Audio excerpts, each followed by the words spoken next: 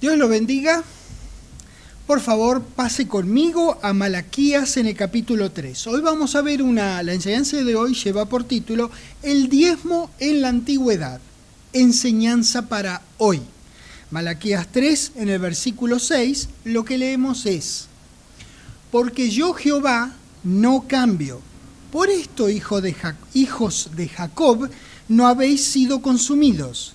Desde los días de vuestros padres os habéis apartado de mis leyes, y no las guardasteis. Volveos a mí, y yo me volveré a vosotros, ha dicho Jehová de los ejércitos. Mas dijisteis, ¿en qué hemos de volvernos? Bueno, el volverse de Jehová a ellos era condicional. Primero, eran ellos quienes tenían que volverse a Dios. Entonces, Él se volvería a ellos. Pero ellos en su soberbia dijeron, ¿en qué hemos de volvernos? Es como si dijeran, ¿por qué tenemos que hacer algún cambio? ¿Qué hemos hecho nosotros para tener que volvernos a Dios? Bueno, aquí, si eso es lo que se preguntaron, que evidentemente alrededor de aquí la pregunta de ellos iba, aquí viene la respuesta en el 8. Dios les dice, ¿robará el hombre a Dios? Pues vosotros me habéis robado y dijisteis, ¿en qué te hemos robado? Y Dios les dice en qué, en vuestros diezmos y ofrendas. Así de clarito fue Jehová para con su pueblo en este momento singular, que es una triste situación, la de estas personas que se alejaron de Dios y de sus cosas. Ese alejamiento fue a tal punto que Dios tuvo que usar nada menos que el verbo robar con ellos. Dice muy claramente, vosotros me habéis robado. La palabra hebrea para robar es muy singular porque es traducida por Bullinger como defraudar. Entonces, en el diccionario de la Real Academia, defraudar tiene varias definiciones o varias acepciones. Una de ellas es, o algunas de ellas son, frustrar, desvanecer la confianza o la esperanza que se ponía en alguien o algo. También significa eludir o burlar el pago de los impuestos o contribuciones. Fíjese que singular esta acepción. A la pregunta, ¿robará el hombre a Dios? O podríamos decir, ¿defraudará el hombre a Dios? Uno rápidamente podría decir, no, eso es imposible. No puede ser. ¿Cómo uno va a robar a Dios? ¿Cómo lo va a defraudar? Sin embargo, acá dice que ellos lo habían hecho. Entonces en el versículo 9 dice, malditos sois con maldición, porque vosotros, la nación toda, me habéis robado. Hay otra versión que lo tradujo de una manera diferente, que se las quiero leer para que la consideren también. Esta otra dice, acá lo que dice la nuestra es, malditos sois con maldición, pero esta otra versión lo tradujo así, con la maldición me están maldiciendo y a mí me roban la nación entera. Así dice esta versión.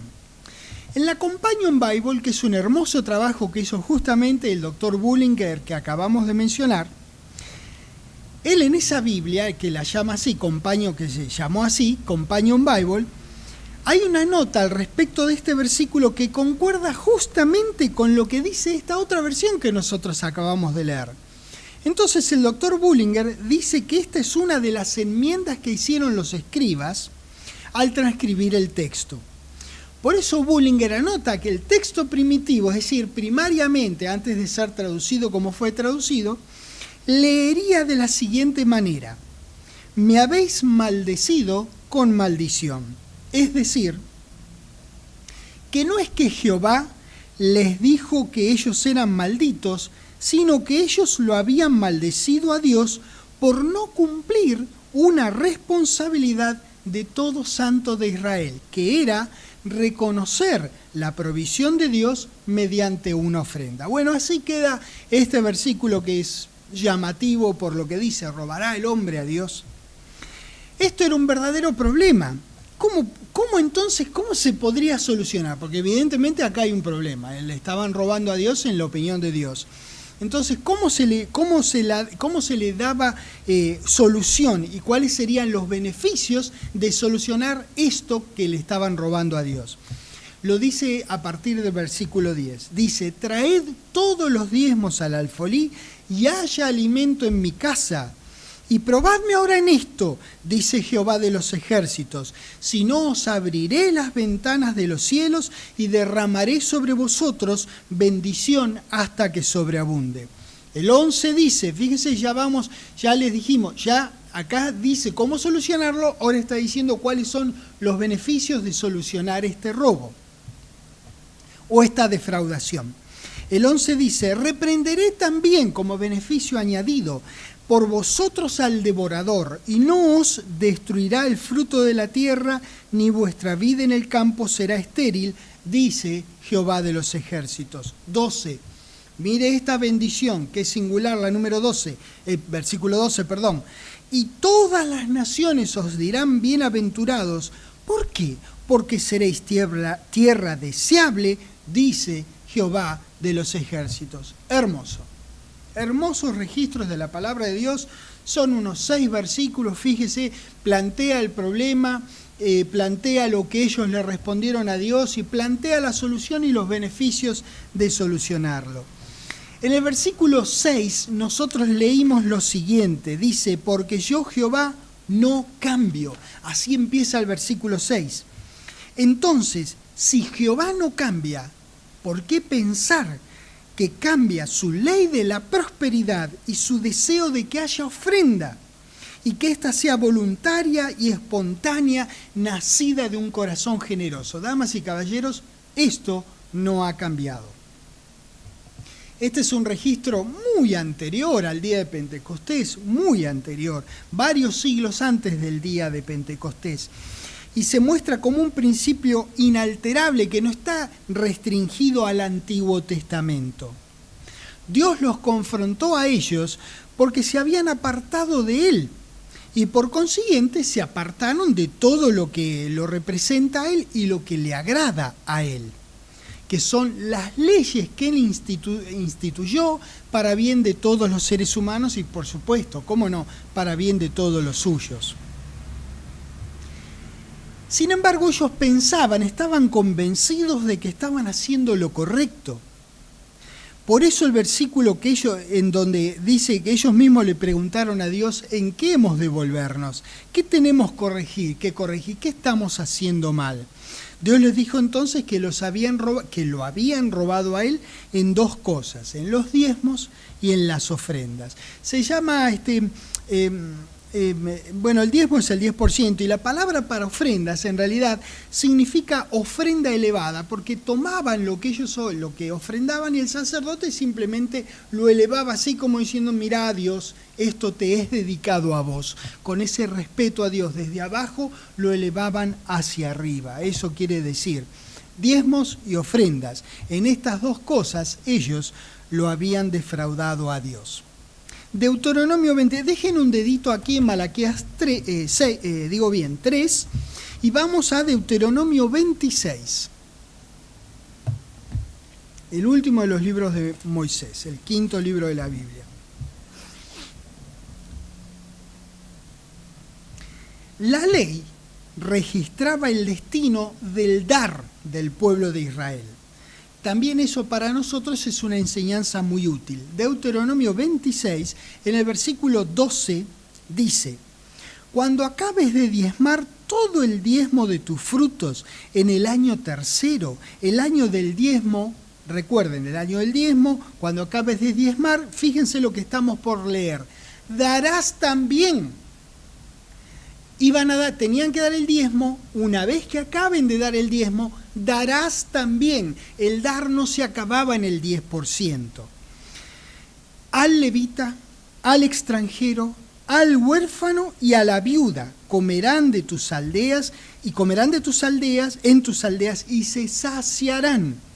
Y dirás delante de Jehová tu Dios, he sacado lo consagrado de mi casa y también lo he dado al levita, al extranjero, al huérfano y a la viuda, conforme a todo lo que me has mandado. No he transgredido tus mandamientos, ni me he olvidado de ellos. Fíjese, este es un gran aprendizaje para nosotros.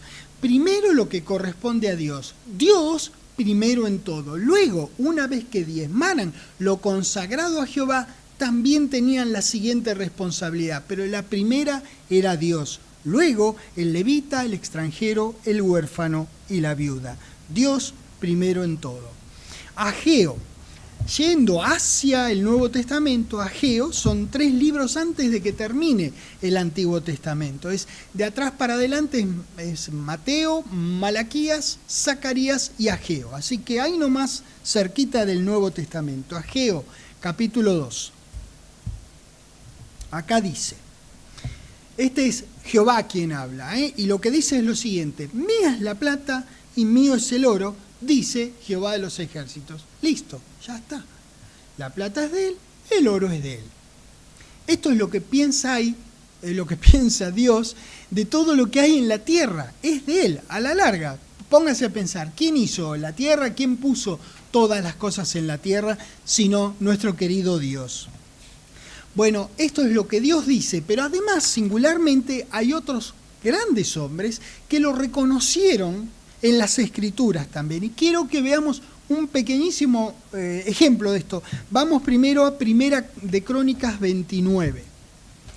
Nosotros ya anduvimos por aquí. Primera de Crónicas 29. Aquí el que habla es el rey David. En el versículo 14, 29, 14... En la segunda parte, en la parte B del versículo, dice, pues todo es tuyo, y de lo recibido de tu mano te damos. Eso dice David, que reconocía que todo es de él. Entonces, si vos vas a ofrecerle a Dios, le ofreces de todo lo que él ya te dio a vos. Es singular. Este es un hombre que reconocía de dónde venía su prosperidad, de dónde venía todo lo que él mismo ofrecía. Nehemías, otro hermoso registro también.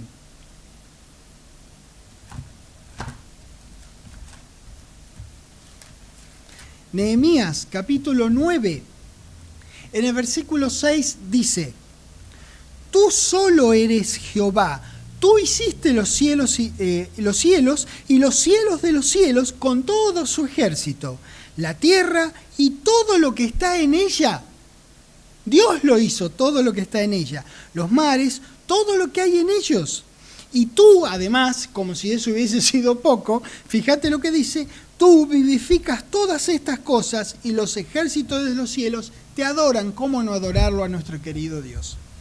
Él puso todo lo que necesitamos en la tierra y todo lo que le damos es lo que ya estaba en la tierra, ya estaba todo eso aquí. Y de ahí es que nosotros le damos. Salmos, la mitad de la Biblia. Este es el último de los ejemplos que vemos, pero créanme, es cuestión de buscar sin mucho esfuerzo. Ustedes van a ver un montón de buenos santos de Israel que lo reconocen a Dios en su tremendo dar a la humanidad. Salmos 89, en el versículo 11, dice, tuyos son los cielos, tuya también la tierra, el mundo y su plenitud, tú lo fundaste. ¿Qué duda podía caberle a alguien? ¿Qué duda nos cabería a nosotros? Por eso es que a los ojos de Dios, que no llevaran los diezmos y ofrendas, era una defraudación. Porque suya es la plata, suyo es el oro, y de lo recibido de su mano nosotros le damos. La tierra y todo lo que hay en la tierra le pertenecen a Dios. Él no cambia, como tampoco ha cambiado su deseo de abrirnos las ventanas de los cielos. Para eso Él ha dado principios que no varían para beneficio de nosotros. Hoy día, claro está, hoy día varió la naturaleza de lo que ofrecemos, porque no ofrecemos ni trigo ni vacas. Pero no varió la necesidad que tenemos de reconocer su provisión con nuestros bienes. ¿Lo ven? Solamente varió la naturaleza de lo que se ofrece. Por eso podemos aprender tanto, pero tanto del Antiguo Testamento. Y hay mucho más aquí, hay mucho más jugo. Vamos de nuevo a donde dejaron el dedo, en Malaquías capítulo 3, justo antes de Mateo, Malaquías 3, bueno, ya tenía el dedo o la marca ahí. Yo no. Así que ahora sí voy a dejar la marca. Muy bien, Malaquías 3.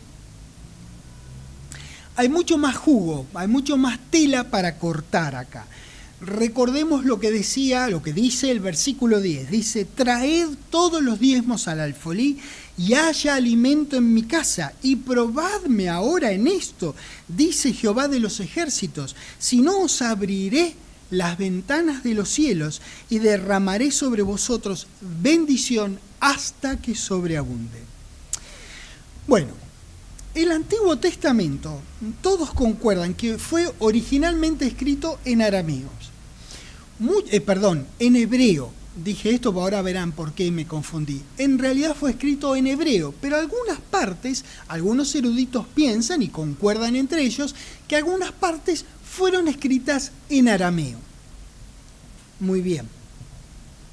Pero alrededor del siglo II antes de Cristo, es decir, unos 200 años antes de que Cristo viniera al mundo, se hizo una traducción de esos textos originales en hebreo y en arameo al griego, porque evidentemente el griego en algún momento se transformó en la lengua franca, una lengua como ahora podríamos decir el inglés, que uno para moverse en los negocios tiene que hablar inglés. Bien, a esa versión en griego, recuerden que fue traducida de los textos mayormente en hebreo y algunos en arameo, que fue traducida al griego, se la llama Septuaginta, es el nombre que recibe. Esta traducción es muy útil para nosotros en estos momentos para poder observar lo inmenso del derramamiento de Dios ahí cuando dice las ventanas de los cielos. En Malaquías 3.10, en la última parte, pasen conmigo, yo les voy a decir directamente la palabra griega en lugar de la palabra ventanas que aparece acá, la palabra griega que aparece en la Septuaginta. En Malaquías 3.10, en la última parte, ¿vieron ahí donde dice, si no os abriré las ventanas? Bien. En la Septuaginta dice, si no os abriré las cataractas de los cielos y derramaré sobre vosotros bendición hasta que sobreabunde. ¿Qué me cuenta? La palabra ventanas en nuestra versión, en la Septuaginta es la palabra cataractas. Ni hace falta traducirla. ¿A usted qué le parece? ¿Cómo habría que traducir la palabra cataractas? Como catarata, imagínense. Dios abrirá las cataratas de los cielos y iba a derramar sobre ellos bendiciones hasta que sobreabunde. Les quiero leer dos versiones de la Septuaginta que han traducido a esta última parte del versículo 10 que nosotros acabamos de leer de las siguientes maneras. Mire la primera, dice: considerad ya esto, dice el Señor Omnipotente, si no os abriere yo las cataratas del cielo y derramaré sobre vosotros mi bendición hasta que bastare, dice esta traducción. La otra que les quiero leer es: retornad a causa de esto, dice el Señor Todopoderoso. Ved si no os abriré los torrentes del cielo y derramaré mi bendición sobre ustedes hasta que estéis satisfechos. ¿Vio qué lindo que es esto? Porque ahora nosotros tenemos una imagen que antes de saber cuál era la palabra en griego, no teníamos. Es hermoso, porque cualquiera que haya presenciado, aunque sea hoy día que hay tanto YouTube y tantas cosas en Internet, usted pudo haber visto alguna de las cataratas. Hay varias muy hermosas en el mundo. Quizás las tres más sobresalientes sean la de la Reina Victoria en algún lugar de África, la de Nueva York, ahí en Búfalo, un lugar que se llama, ahí está, Niágara, y las de Cataratas del Iguazú en el noreste de la República Argentina. Son hermosas. Imagínense, caen de, qué sé yo, la del Iguazú cae 70 metros, un montón de agua que se precipita al fondo, cae con tanto estruendo que estalla el agua y se forma una nube constante y se escucha el ruido constante. Es estrepitoso, es estruendoso. Fíjese la imagen que le plantea ahora, esa película que ahora usted se puede imaginar. Cuando ellos llevaran los diezmos al alfolí, y cuando ellos lo reconocieran a Dios con sus bienes, entonces Dios abriría las cataratas de los cielos y derramaría sobre ellos bendiciones hasta que sobreabunde. ¿Qué le parece? Qué maravillosa imagen nos ha provisto todo esto. Ese es el interés de Dios por bendecir a su gente. Ese interés de Dios no ha cambiado. Y esta es la misma manera para permitirle al Padre que abra las cataratas de los cielos para cada uno de nosotros. Qué tremendo. Génesis 7, por favor. Les voy a mostrar dónde se usa también esta palabra cataratas, para que vean lo inmenso de la posibilidad de Dios de bendecir nuestras vidas. En Génesis 7, mire lo que dice el versículo 11. Mire, en el año 600 de la vida de Noé, en el mes segundo, a los 17 días del mes, aquel día fueron rotas todas las fuentes del grande abismo y las cataratas, sí señores, es la misma palabra griega. Las cataratas de los cielos fueron abiertas. ¿Se da cuenta que estamos hablando del diluvio? Vamos a cuando esas cataratas se cierran. Génesis también en el 8, en el versículo 2. Miren, dice, y se cerraron las fuentes del abismo y las cataratas de los cielos y la lluvia de los cielos fue detenida. Mire dónde se usa la palabra cataratas. Aquí en esto, cuando empieza el diluvio y cuando termina el diluvio, y en Malaquías 3:10. Cuando Dios abre esas cataratas. Ahora, mucho cuidado con esto. Yo tengo que hacer esta aclaración, ya que usamos la misma palabra griega. Hay que tener cuidado con esto. Aquí no dice, ni en Génesis 7:11, no dice que Dios haya abierto estas cataratas. No obstante, el uso aquí es muy ilustrativo porque nos da esa excelente idea de lo estrepitoso, lo estruendoso, lo caudaloso, lo fuerte que es las bendiciones que vienen de lo alto de Dios. Esas cataratas de Génesis 7:11 que se cerraron en el 8:2, esas cataratas llenaron la tierra toda con agua en tiempos de Noé. Por esa razón Dios le dijo a Noé que hiciera un arca para salvarse él y su familia. Esas aguas superaron en algo así como 7 metros la altura del monte más alto. ¿Se da cuenta? Algo así, el monte más alto, 7 metros más. Piense usted en la cantidad de agua que salió de esas cataratas, a tal punto que tardaron 150 días en salir, en extinguirse, en evaporarse, en salir de la tierra. 150 días. 5 meses en salir, en retirarse de la tierra. Ahora imagínese usted con esta película que yo he pretendido hacerle, la forma en la que Dios puede derramar sobre usted bendiciones hasta que sobreabunde. Y cuidado con esto también. Tuvimos cuidado antes en Génesis 7:11, ahora con esto también tenemos que tener cuidado. ¿Por qué? Porque en Malaquías 3:10 sí es Dios quien abre las cataratas. Ahí sí es Dios quien abre las cataratas. Porque nuestro Dios es un maravilloso Dios y Padre nuestro que siempre está procurando nuestro bien. Por eso nos enseña, nos llama y nos vuelve a llamar y nos muestra en su palabra leyes que no tienen que ver con la época de la humanidad. Por eso nosotros no decimos que dar sea igual a recibir, sino que dar y recibir van en conjunto, pero no son iguales, porque usted da, pero Dios derrama. Usted no puede abrir las cataratas de los cielos para derramar sobre usted mismo bendiciones hasta que sobreabunde.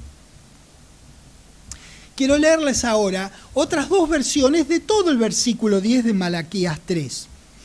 Una de ellas dice así, preste atención, usted puede leerla en nuestra versión y yo le leo a usted esta otra, donde dice: traigan todas las 10ª partes al almacén para que llegue a haber alimento en mi casa. Y pruébenme, por favor, en cuanto a esto, ha dicho Jehová de los ejércitos, a ver si no les abro las compuertas de los cielos y realmente vacío sobre ustedes una bendición hasta que no haya más carencia. Esa es la primera. Ahora les leo la segunda versión que tengo. Dice, traigan todos los diezmos a mi almacén, o alfolí, o silo, y haya alimento en mi casa. Y pruébenme ahora en esto, dice el Señor de los ejércitos, y abriré las ventanas del cielo para ustedes y derramaré bendiciones para ustedes hasta que digan suficiente, basta, basta, gracias, querido Dios. Mire usted qué singular, cataratas, ventanas, torrente, compuerta, en todas las versiones este es un hermoso versículo para ver que lo que llevaban ellos eran los diezmos de las cosechas y del ganado, y lo que Jehová derramaba y continúa derramando no es ni cosecha ni ganado, sino bendiciones. Y atención, estas bendiciones definitivamente podrían involucrar incremento en el ganado y en la cosecha, pero la promesa es bendiciones. No era que los santos de Israel llevaban trigo y Dios derramaba trigo. Imagínese, si llevaban bueyes, si Dios derramara bueyes. En lugar de un paraguas, usted tendría que tener un parabueyes. Entonces la promesa de Dios era que Él derramaría como con una catarata bendiciones sobre los suyos, que continúa haciéndolo así. Entonces, aplicado a nosotros, no significa necesariamente que si usted lleva dinero, Dios derrama dinero sobre usted. Las bendiciones de Dios son multifacéticas y Él no está restringido en su dar como estamos restringidos nosotros. Recapitulemos. Puede que usted no conozca la ley de la gravedad, pero sabemos qué pasa si usted quiere pasar del límite, del borde del techo de una casa. Usted se cae, irremediablemente se cae.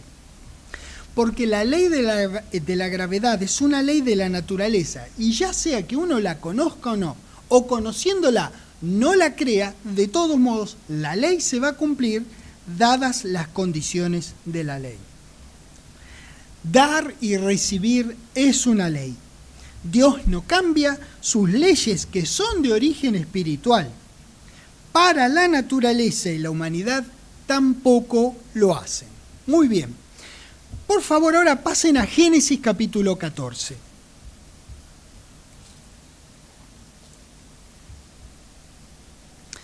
Como estamos hablando del dar y todo esto, quiero que ahora veamos algunos dares. Vamos a ver ahora el ejemplo de Abraham. Génesis 14.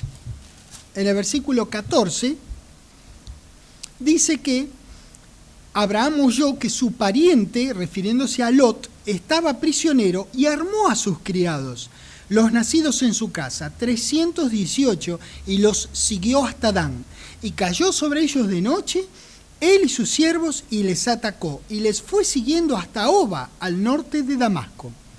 Y recobró todos los bienes, y también a Lot, su pariente, y sus bienes, y a las mujeres y demás gente. Cuando volvía de la derrota de Kedorlaomer y de los reyes que con él estaban, salió el rey de Sodoma a recibirlo al valle de Sabe, que es el valle del rey. 18. Entonces, Melquisedec, rey de Salem y sacerdote del Dios Altísimo, sacó pan y vino y le bendijo diciendo: bendito sea Abraham del Dios Altísimo, creador de los cielos y de la tierra. 20.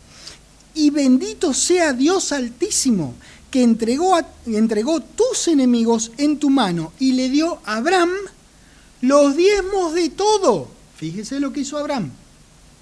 Él es el padre de los creyentes. Le dio los diezmos de todo. Este es un registro anterior al momento en que Moisés, por revelación de Dios, escribió la ley. Y ahí, en la ley, instituyó el diezmo como un dar. Abraham ya lo había aplicado en reconocimiento por el triunfo de esta batalla para recuperar a su sobrino Lot.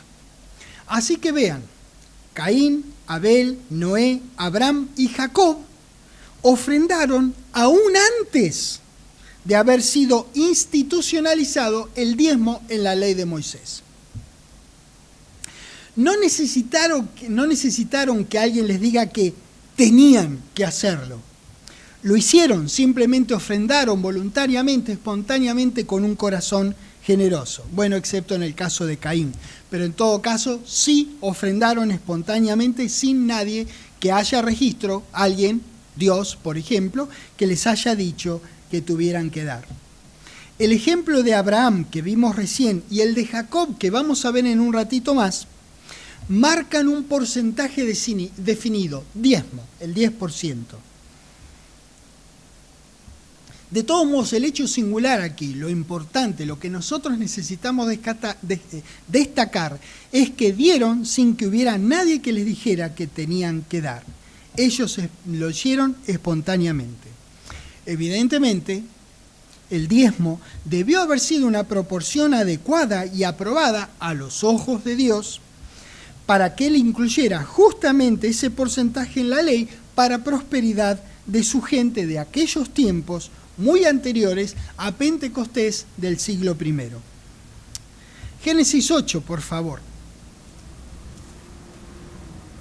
Noé y Jacob también vivieron en el periodo previo a la ley de Moisés. Y acá hay dos versículos muy claros, que yo quiero ir con ustedes ahí, en donde queda documentada su ofrenda voluntaria y espontánea. Primero vamos a ver Génesis 8 en el versículo 20, refiriéndose a Noé, dice... recuerden que en el 8.2 habíamos visto que se cerraron las puertas del abismo, ahí nomás, que terminó el diluvio, que se retiraron las aguas. Dice que edificó Noé un altar a Jehová y tomó de todo animal limpio y de toda ave limpia las que él llevaba, porque ya no quedaba ninguna en la tierra.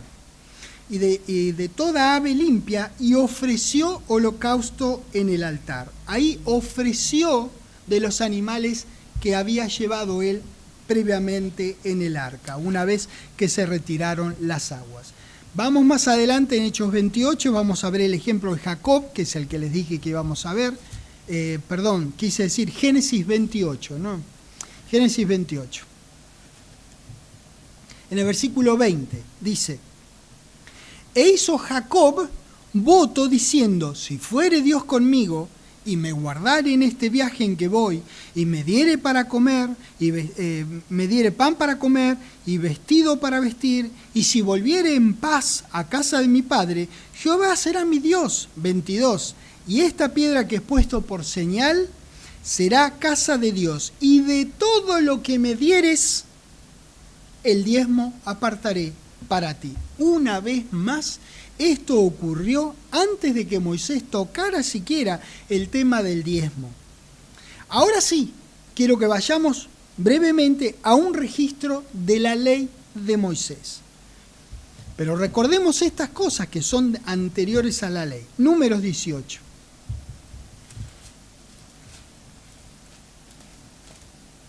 Así que hay un gran aprendizaje para nosotros en el Antiguo Testamento. Números 18, en el versículo 21, dice lo siguiente: y he aquí, yo he dado a los hijos de Leví todos los diezmos en Israel, por heredad, por su ministerio, por cuanto ellos sirven en el ministerio del tabernáculo de reunión. Este era el destino del 10%, de la 10ª parte de todos los ingresos del pueblo de Israel, que estaba organizado en 12 tribus.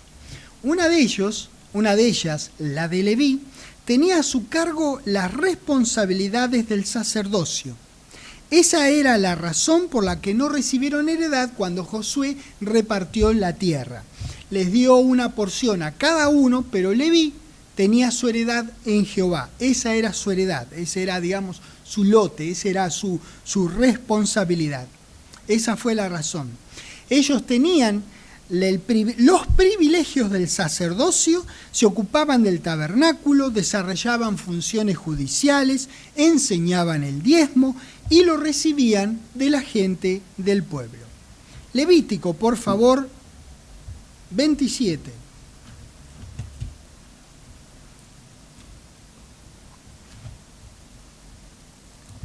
Levítico 27. Fíjense lo que dice acá en el versículo 30. Y el diezmo de la tierra, así de la simiente de la tierra como del fruto de los árboles, de Jehová es cosa dedicada a Jehová. 31. Y si alguno quisiera rescatar algo del diezmo, añadirá la quinta parte de su precio por ello. Y todo diezmo de vacas o de ovejas, de todo lo que pasa bajo la vara, el diezmo será consagrado a Jehová. Mire qué singular. En la primera enseñanza nosotros habíamos hablado cuál era la naturaleza de la ofrenda de Caín y la de Abel, y habíamos discurrido este tema de que uno había sido el fruto de la tierra y el otro era de animales, del ganado, pero acá es claro que Jehová aceptaba los dos tipos de ofrenda, las agrícolas y las ganaderas, por así decir, lo que le ofrendaban. Y ahora quiero explicar muy brevemente para que veamos la dedicación de esta gente a darle la 10ª parte de las cosas a Dios. En cuanto al ganado, hacían lo siguiente. ¿Vieron que dice acá donde dice todo lo que pasa bajo la vara? Pues bien, era una costumbre oriental. Ellos ponían una especie de, no sé, hisopo, una cosa así, quizás un manojito de lana, que teñían con ocre, que es básicamente óxido férrico. Entonces probablemente tendrían óxido de hierro así mezcladito con agua o con algo de arcilla, lo mojaban así, contaban 1, 2, 3, 4, 8, 9, 10. A la 10ª vaca o la 10ª oveja la pintaban así con el ocre. Y después cuando estaban todas juntas las separaban, las hacían pasar una tras otra, así en fila. Creo que en el campo argentino a esa cosa se la llama brete, para que pasen de a una las vacas, para vacunarlas o para marcarlas o para lo que sea. Bueno, estos usaban algo parecido a este brete, donde pasaban las vacas o las ovejas de a una para poderla marcar. Así como les digo, contaban 1, 2, 3, 4, cuando venía la número 10, la marcaban con ocre, con esta vara coloreada. Así que, ya ven, el diezmo podía ser de naturaleza agrícola o ganadera, porque ellos ofrendaban, ellos hacían la mejor selección de lo que tenían y sacaban la 10ª parte de lo que fuera su trabajo, su ocupación. Lo singular es que ellos lo consideraban cosa dedicada a Jehová. Así que, damas y caballeros, esta actitud, esta forma de preparar la ofrenda a Jehová es una gran enseñanza para nosotros. No importa que se haya producido hace muchos años atrás.